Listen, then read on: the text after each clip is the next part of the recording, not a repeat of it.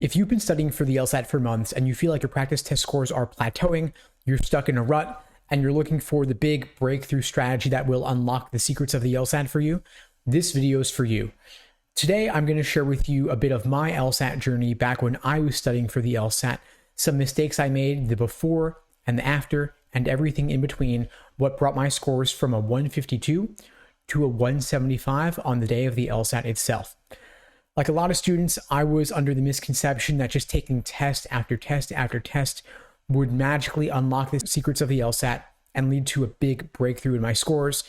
In reality, I was just burning through valuable practice material and nothing was really changing for me. For the longest time, my scores were actually stuck in the low 150s, and they remained there for several months. I was tracking my prep test scores in spreadsheets. I'd see the scores go up, I'd be thrilled. I'd see them go down, I'd be devastated. But overall, they tended to hover around the low 150 mark. I was reading LSAT prep textbooks, I was reading explanations, and none of it was really clicking for me. Until I said to myself, you know what? I'm going to try writing out my own explanations to see if the process of doing that is going to change something for me. And sure enough, it did. I stopped looking at explanations.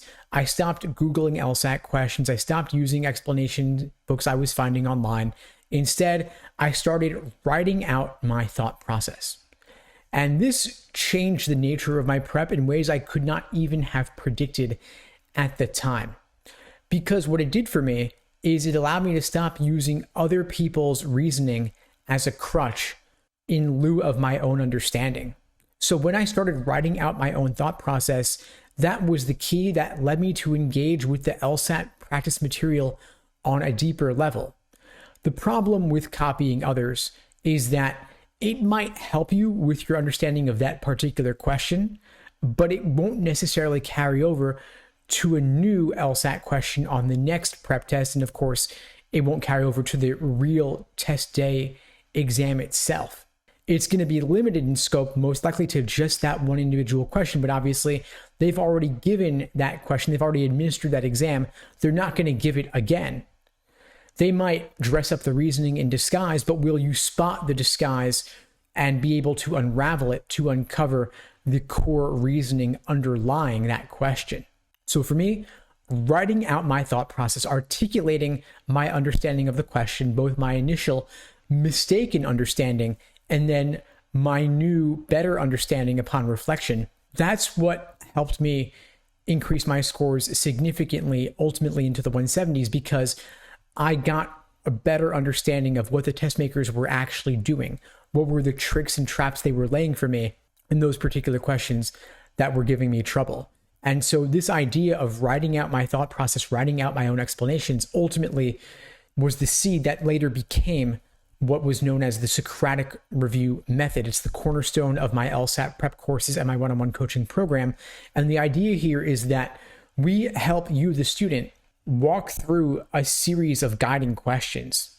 We prompt you to answer these questions for yourself based on your initial mistaken understanding of a question. And then upon reflection, you have your new improved understanding. So you're looking at what was tempting about a particular wrong answer choice that made you pick it, and what ultimately makes it wrong, and what was unappealing about the right answer choice that pushed you away from it, and what ultimately makes it correct. So you have these traps of encouragement towards the wrong answer, and these traps of discouragement pushing you away from the right answer. And until you understand which tricks and traps you are uniquely prone to falling for, you can't help but avoid making the same mistakes again. And so this was the case for me, where I was doing exam after exam, but I just kept falling for the same mistakes again and again, kind of like how Lucy pulls the football out from Charlie Brown every single time, and every single time he keeps falling for it. He doesn't learn from his mistakes, and so he's doomed to repeat them. Same thing on the LSAT. The LSAT test makers keep pulling the same tricks on the test takers, and we keep falling for them if we don't learn from our mistakes, if we recognize, okay, this is the point at which we went in the wrong direction. So now next time when we see a similar circumstance, we'll know to be careful to avoid falling into that trap. So for example, a tempting wrong answer choice might exploit your mistaken conversion or translation of a contrapositive. And there are countless examples like it. That's just one, but until you properly know how to do the contrapositive, you may fall into that trap again and again and again. This is just one example of many. There are far more I can show you inside the LSAT Unplugged prep course, where we have live online classes via Zoom, on-demand video courses, small group coaching, and one-on-one coaching. You can check out the links below this video to find out more and to book a call with me and my team. We'd be glad to help you out. And in the meantime, I wish you all the best and take care.